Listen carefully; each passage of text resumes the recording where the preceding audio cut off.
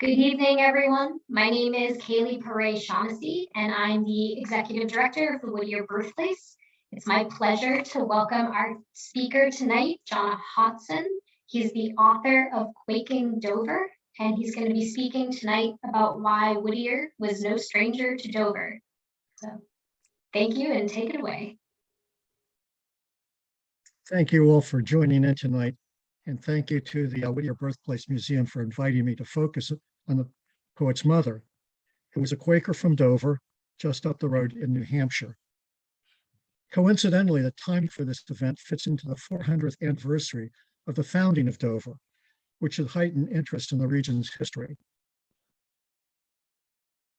Dover, it turns out, was the seventh oldest permanent settlement in the continental U.S., the oldest settlement in New Hampshire, and the third oldest in New England. So there's a lot of history being turned up this year to the north of you. Let's start with a wedding then and see how that occasion connects to this house, where the certificate is displayed on the wall, as well as the wider world. I suppose I should clarify that this is some kind of copy of the document. Let me read the document and then interpret the seemingly quaint and sometimes convoluted language, as well as the distinctive practices it reports.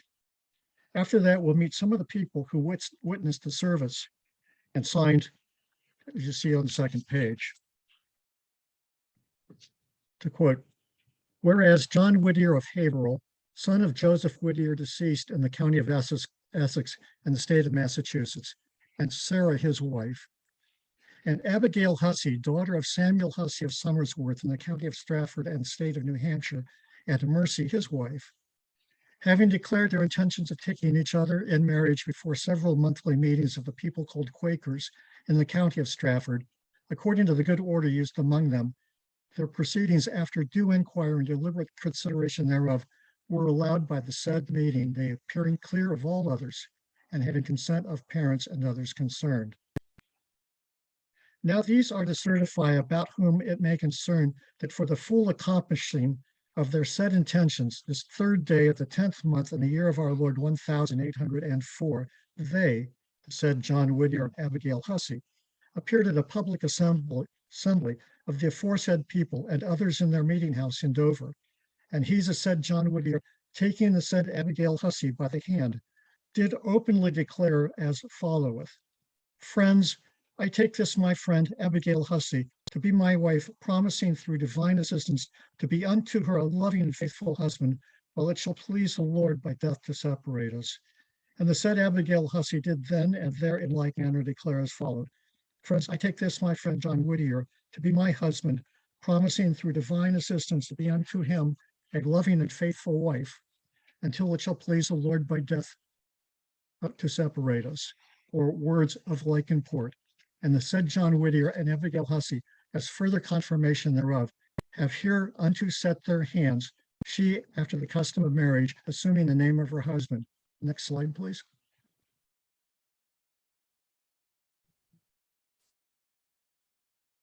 Their signatures on the right-hand side was at the bottom of the certificate.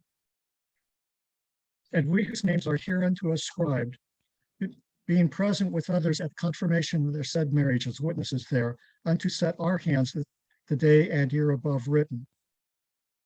You can see the signatures, the lower left are Samuel Hussey, the bride's father, Nathaniel Whittier, and Obadiah Whittier,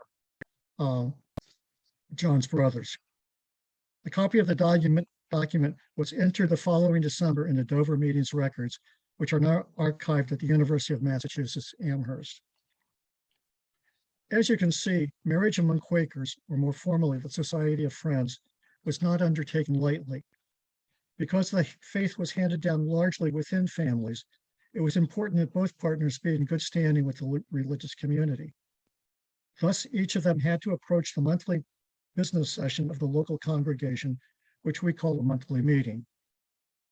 By the way, the word church is reserved for the body of believers rather than an institution or building. Sometimes church is even a verb for what happens among us.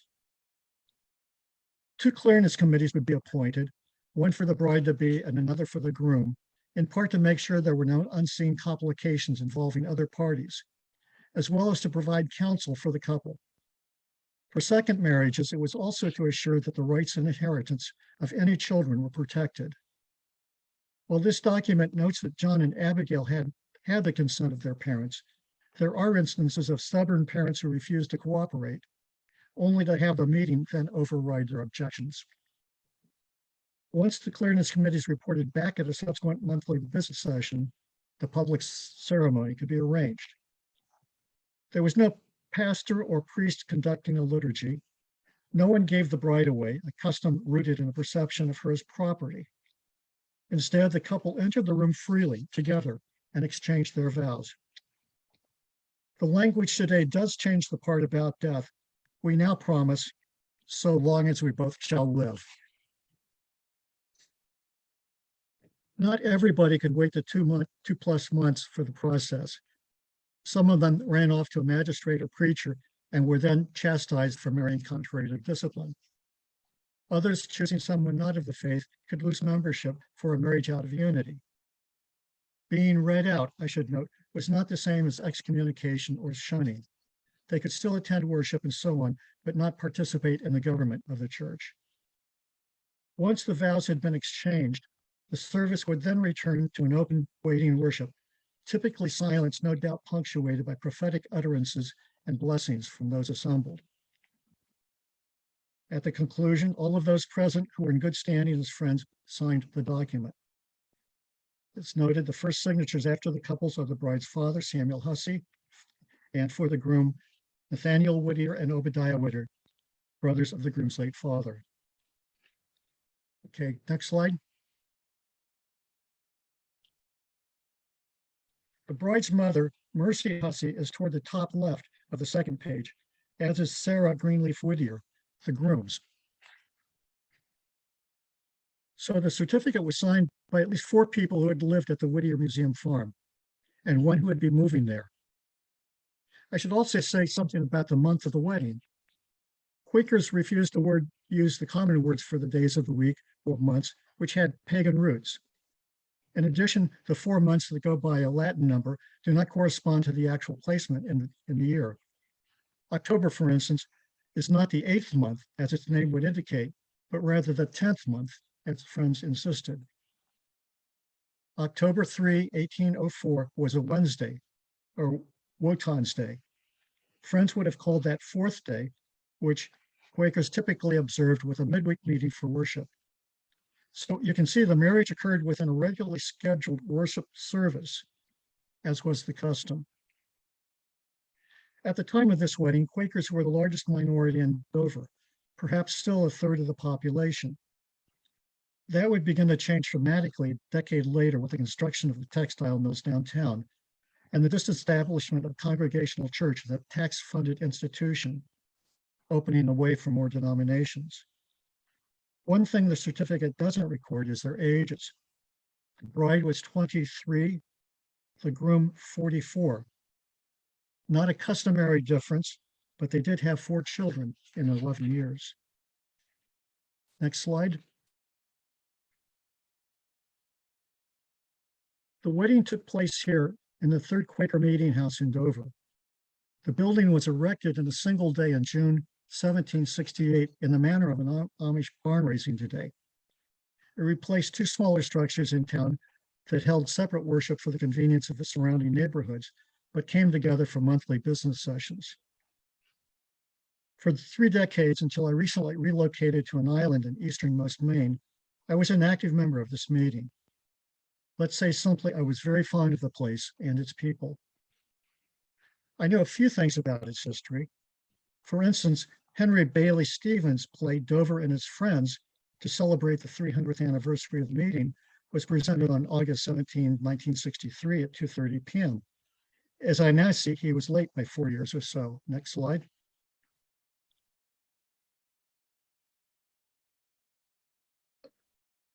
A bigger success was his play Mother Whittier's Meeting, given several outdoor performances in June 1968. It had a large cast and was commercially published. The banner board remains in storage up in the balcony. Next slide, please. And that was the performances. It's reported in the local newspaper. Next slide, please. And then there was the pivotal event told in Whittier's poem, How the Women Went from Dover, when 3 Quaker missionaries were stripped to the waist, tied to the back of a ox cart, and ordered whipped in every town south to Dedham. In December of 1662, it was a death sentence. They were spared only through the compassion of the constable in Hampton, who instead released them. This illustration of that event by Charles and Mary Woodruff is displayed in the Dover Meeting House. There's a copy in Amesbury's. The artwork was published in a complete collection of Whittier's poems in 1906. I knew about these, but when we received an inquiry about the fuller history of the meeting, I was chagrined to discover just how little we had available on the bigger story. Most of what I found at hand told of the meeting houses we built and a few other big events, not the people. I had heard that a third of the population of Dover became Quaker shortly after the 3 women came to town, but I wanted confirmation as well as an idea of how many people that involved. Turns out Dover at the time covered a much larger geography, but perhaps 60 households in all. My bigger question was just why was that minority so willing to defy the Puritan authorities? You've just seen how they treated the 3 women. The result turned into my newly released 255-page book, the source of much of what I'll be sharing today. Next slide, please.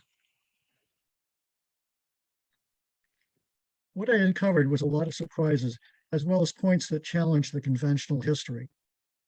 For starters, Dover was not settled by 2 brothers, as commonly goes, but by 1 brother and his apprentice. That London fishmonger apprentice and his wife, the sister or niece of the brothers, wound up as among the first resident Quakers in town. So the meeting's roots can be said to go back to the very settlement. I can no longer view what happened as a Quaker invasion. And then many of the town's early settlers came from Devonshire and southwest England, with values and traditions quite different from the later Puritan immigrants from East Anglia. The divisions ran deep, including skirmishes over the town pulpit. Sometimes it came down to the first planters or first settlers, as others put this, versus the upstart Puritans. From what I see, Salem and Hampton had similar tensions. Without going into details here, what emerged was a much different take on colonial New England history, especially north of Boston. Quite simply, the Whittier family inherited many strands of it. Last February, Ed Mayer gave an excellent presentation on Greenleaf Whittier's faith, and he described the way the Quaker business sessions alternated between the Hampton and Amesbury meeting houses. Next slide, please.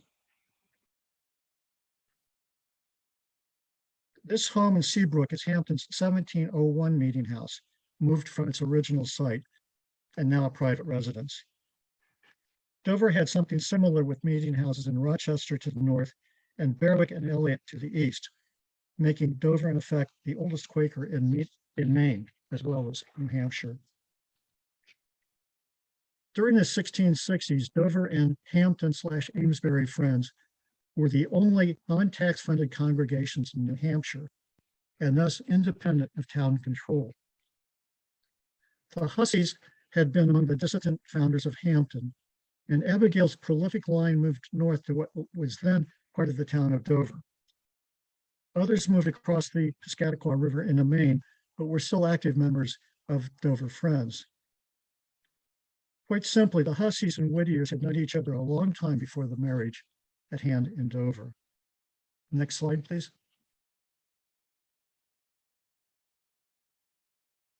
I was surprised to discover that Whittier Falls and Whittier Street in Dover were not named for the poet. Rather, they recognized Obadiah Whittier, the poet's uncle, who signed the certificate, along with his son, the poet's older first cousin, Moses Whittier, also present at the ceremony. The falls, as you can see, is more a rapids in the Cocheco River, but at the time was capped with an earthen or log dam. The water then powered mills built by Obadiah who had moved to Dover in 1786 from Haverhill to wed Sarah Austin of Rochester.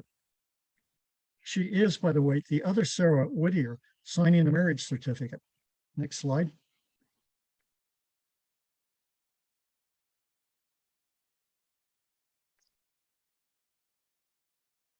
So hers is the top signature. The bottom signature is the poet's grandmother's. Thus, the Whittiers owned a fulling mill, a grist mill, and a building for dressing cloth on the eastern side of the Upper Falls, or Witcher's Falls, as the family's name was also pronounced and spelled. Next slide.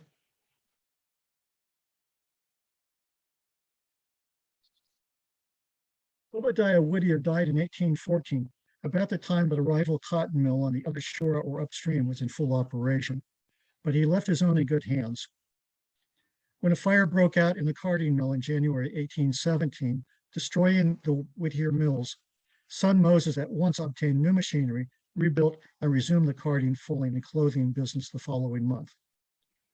That's not just impressive, but incredible. Next slide. That's Moses' signature on the certificate.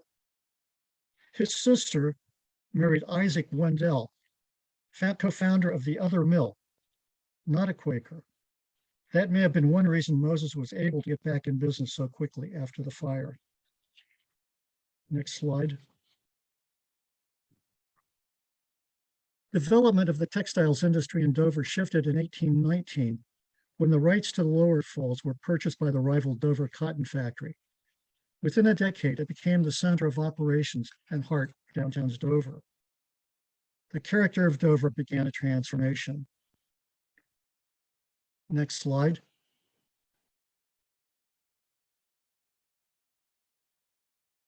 Consider marriage certificate signer Marble Osborne, 52 years old at the time of the service. When he died in 1826, he was described as a member of the Society of Friends. He was esteemed by all who knew him, and it may be emphatically said he was the noblest worker of God, an honest man, as a local newspaper reported. His wife, Mercy, died a few days later. Had they suffered the same illness? He was born in Danvers, Massachusetts in 1752, Salem Friends Meeting, and moved to Dover to marry Elizabeth Hanson, a Quaker. Next slide. Another signer of note mentioned in George Wadley's History of Dover is Stephen Hanson, who would have been about 30. When he died in 1847 at age 73, quote, he left his house in the morning, went down and transacted some business, and was returning home. When near the Congregational Meeting House at the corner, he fell and expired in a few minutes. He was a member of the Society of Friends and was extensively known as a businessman, having taken a leading part in the introduction of manufacturing into this place. I wish I knew more, Quaker modesty notwithstanding. He and his wife, Lydia Brown, had raised two smaller dwellings so they could build a new, larger one in 1807, where St. Joseph Roman Catholic Church now stands. Just how did he get into manufacturing, and what was his role?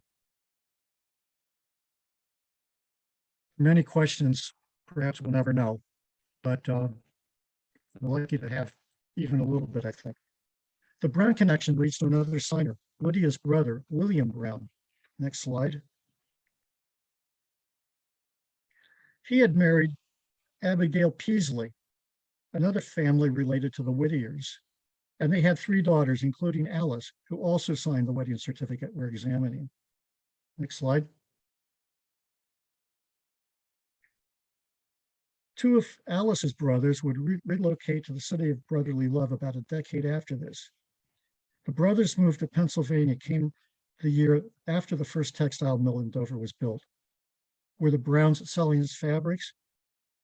In Philadelphia, one son had the good fortune to marry into a socially prominent Quaker family, and their son, Thomas Wistar Brown, was born in 1826. Described as a successful dry goods merchant who never went to college, T. Wister Brown became a self-taught scholar and patron of education. A longtime manager of Haverford College, and for 25 years as board president, He endowed the college with 3 professional chairs and gave it much of its old library and books. Greenleaf Whittier no doubt knew him in Philadelphia. As the saying goes, Quakers came to Philadelphia to do good, and they did very well indeed. Next slide. Another signer was Ambrose Bampton, who appears in Whittier's Snowbound in the couplet, "We stole with her a frightened look at the gray wizard's conjuring book." Even with their silent mysticism, friends scrupulously avoided anything smacking of the superstitious. The Bible was viewed as a true record of experiences of the divine. Yet Bampton did have a reputation for possessing, quote, certain powers of disclosing the unknown and declaring the coming of future events with remarkable accuracy. To him resorted farmers who had lost their cattle, matrons whose silver spoons and other treasures had disappeared, or maidens whose sweethearts were among the missing. Known as the sorcerer, he was continuing a tradition handed down from Devon, England, possibly through his mother Hannah. As historian David Hackett Fisher explains, the West Country settlers to the south were deeply absorbed in the study of stars, planets, spheres, and portents, not as a sign of God's purpose, but as clues to their own fate. They believed that every man possessed a certain fixed quality called fortune, which could be understood by knowledge of these things. The idea had been widely accepted in Elizabethan England. Next slide. And thus continued the fortune books that implied that life was a game of chance in which the odds were rigged by mysterious powers in the universe, as Fisher puts it. Against that background, as Annie Pinkham recorded, a meek-spirited old man received them all kindly, put on his iron-rimmed spectacles, opened his conjuring book, and after a season of deliberation, gave the required answer without money and without price. Once, when a group of youths came to him for advice or perchance entertainment, he said to one of the girls, "If ever thee marries anyone, thee will marry me." She replied, "I would marry the devil first." The girl was a Quaker, Rebecca Austin, and I love her tart reply. Her emotions obviously weren't buried. In 1745, Rebecca did wed, but with Simeon Hill in the manner of friends. Yet just 5 years later, as a widow, she did in fact marry Ambrose, again in a Quaker service. She died in 1802. Note, by the way, that he's remembered using plain speech in addressing Rebecca. And let me add, at the time of his death, he was reputed to weigh some 400 pounds.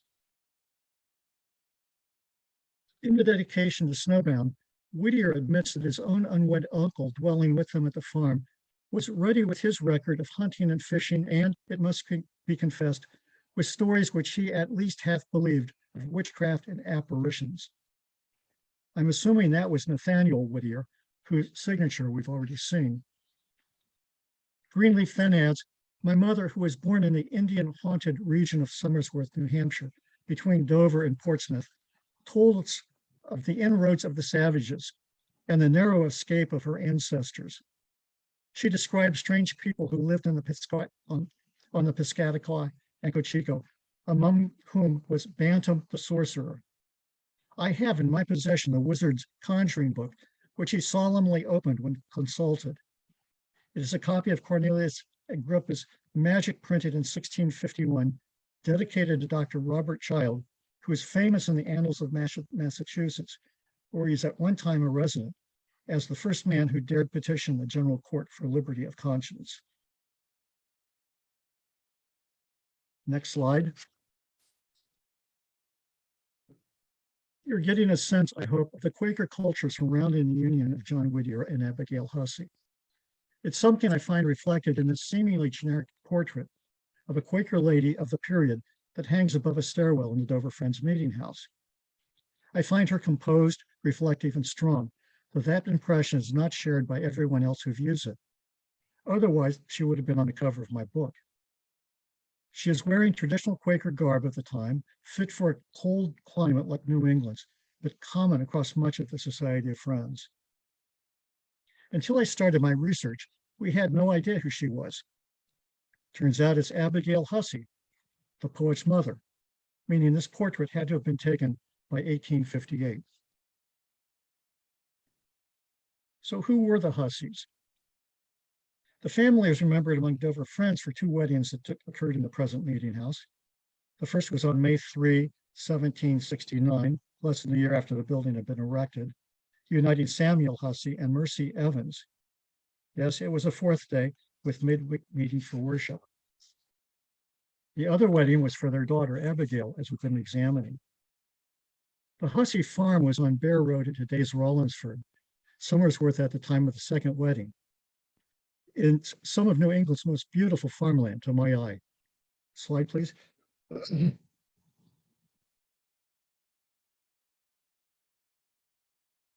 I'm surprised there aren't more Hussey signers at the wedding. Only 5 besides her parents. Husseys did, however, figure prominently in the Berwick Quaker community in Maine. About 2 decades after the wedding at hand, William Hussey began manufacturing a plow having a distinctive size and furrow board shape, one that could be pulled by less power than its rivals.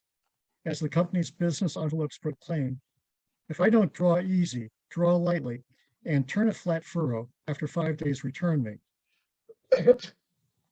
Next slide, please.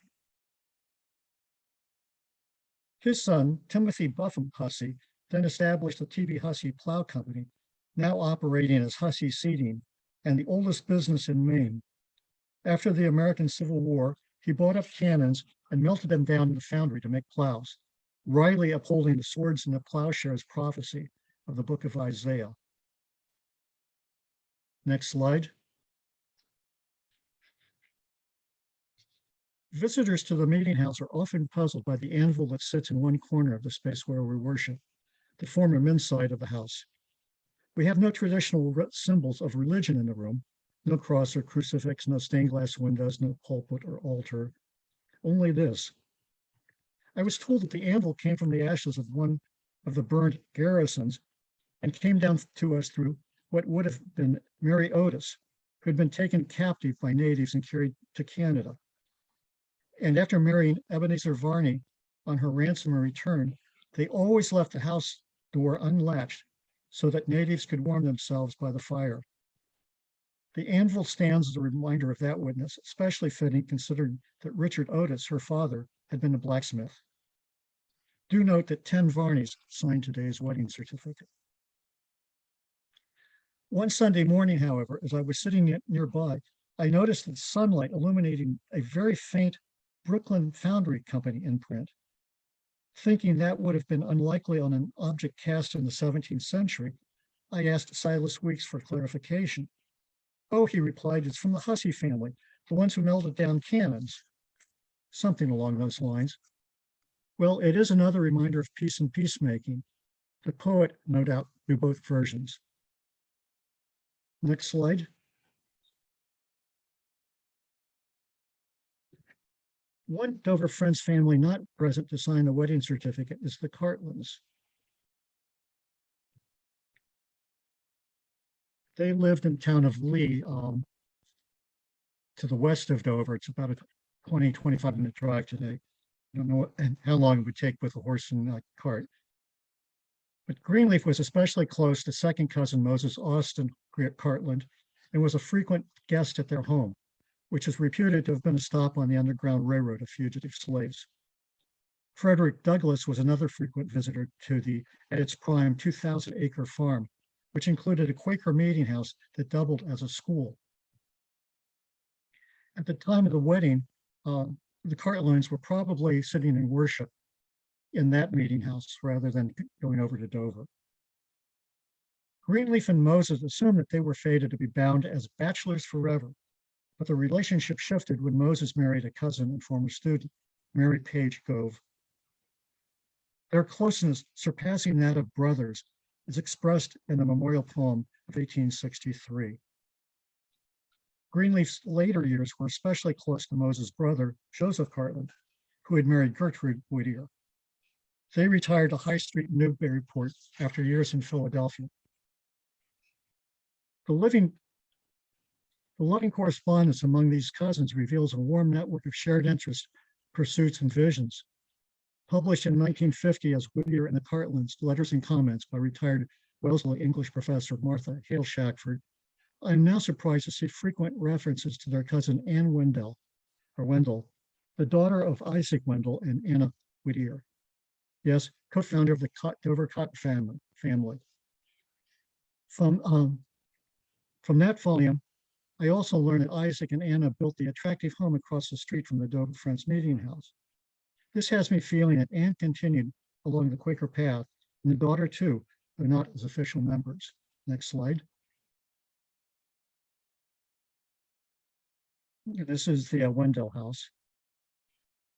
The fabric of the interrelation is further shown in the house marble Osborne, erected around 1780, adjacent to the meeting house. Next slide. His sons, William and Daniel, operated an iron foundry south of Cocheco Village and probably designed the wrought iron fence for the house. William died in 1839, but Daniel, who later became the president of the Stratford Bank, continued to live in the house with his second wife, Carolyn Cartland. Should I stress Cartland? After Daniel's death in 1871, the house was inherited by Daniel's niece and nephew, by her brother Moses. Carolyn Cartland Shackford, wife of Charles B. Shackford, and Charles S. Cartland, who married Julia Wallingford. Charles Cartland was a teller and eventual president of the Stratford Bank. He was a short, gray-bearded man with a twinkling eye and a kindly thee and thou for his Quaker friends, as remembered by many older residents, according to a family profile published in the Dover Daily Democrat. You can see Greenleaf had no shortage of relatives to stay with on his visits to Dover. As you're probably sensing from the marriage certificate, Greenleaf was born into a vibrant fabric of relations and kindred spirits, not just in his native Haverhill and Amesbury. For a genealogist, these certificates can be rich documents. Many of the signers were related. It's obvious that Greenleaf had many relationships on both sides of the state line at Dover, and many reasons to be welcomed other than his notoriety or celebrity. Next monument. Next slide. This modest monument along State Route 91 in York, Maine, is easily passed, yet it is, as one observer has commented, probably the only marker ever erected to commemorate the inspiration for a poem, rather than the writer or some major historic event. How fitting. The site wouldn't have been that far, by boat at least, from his grandparents' homestead across the Piscataqua River. This may be an appropriate time to return to Greenleaf's ambitious long poem, Snowbound, which originated as a personal gift to his niece, Elizabeth Hussey Whittier, as a method of remembering the family. In the poem, we get glimmers of an otherwise lost past, starting with Abigail. Our mother, while she turned the wheel or rung the new knit stocking heel, told how the Indian hordes came down at midnight on Cocheco town, and how our own great uncle wore his cruel scalp mark to forscore. We also get an intimate sense of the place she had inhabited, oral histories especially. And then there's the poet's additional experiences of the place where she had grown up to adulthood. Through all the simple countryside, we heard the hawks at twilight play, the boat horn on the Piscataqua, the loon's weird laughter far away. We fished her little trout brook, knew what flowers and woods and meadow grew, what sunny hillsides, autumn brown, she climbed to shake the ripe nuts down. Saw where in sheltered cove and bay the duck's black squadron anchored lay, and heard the wild geese calling loud. Yes, in the American poetic stream, Greenleaf is a foundation for both Robert Frost and Mary Oliver. And to think all of that is encoded in the marriage certificate where we began. Next slide, please. So that's a sampling of the document and its world. I'd like to turn now to your comments, reflections, questions. Who's first?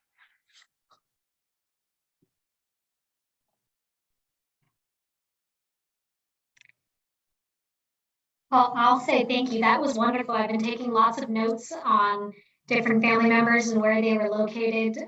So I have some of my own research to do, but I thought it was fantastic. If anybody else has any questions or comments, feel free to unmute yourself and go ahead and ask away.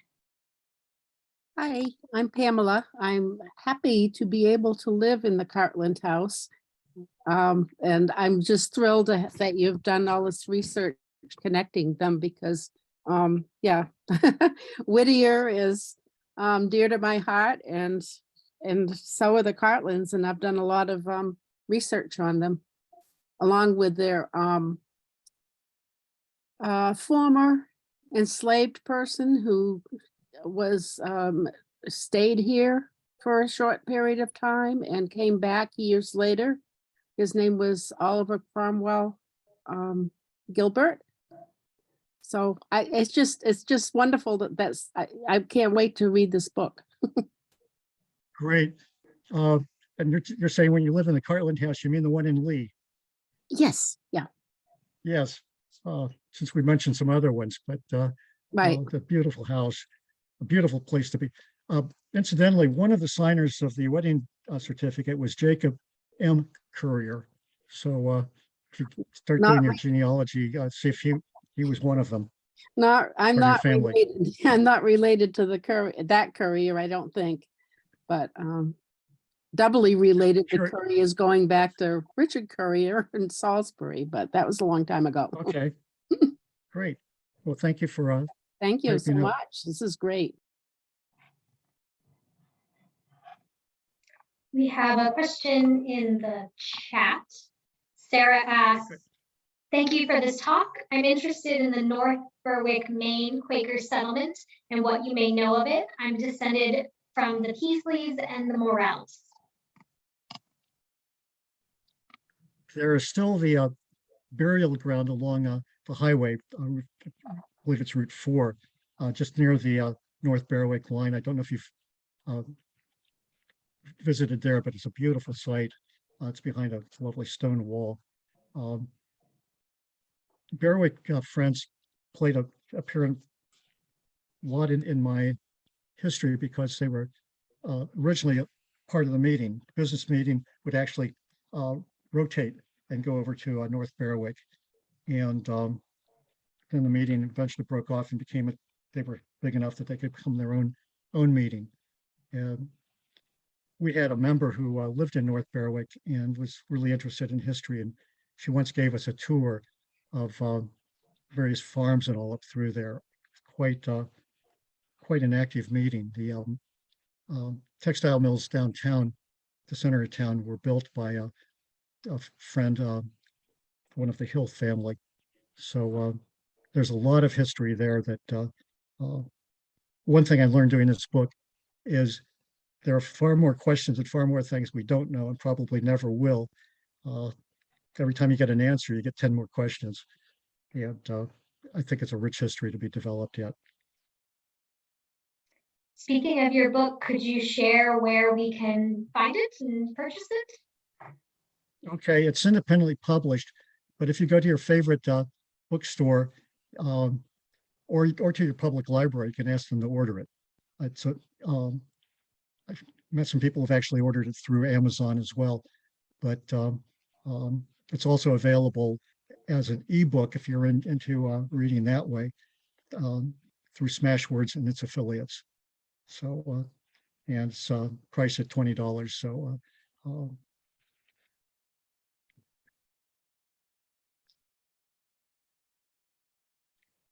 okay. Yay, thank you. Yes, Sarah? Sarah says that she's purchased the book already through her local bookstore, her local independent bookstore. Yeah, one thing about doing virtual events like this, I can't sign the book for you, but if our paths cross when I'm down there, I certainly will. Any other questions this evening?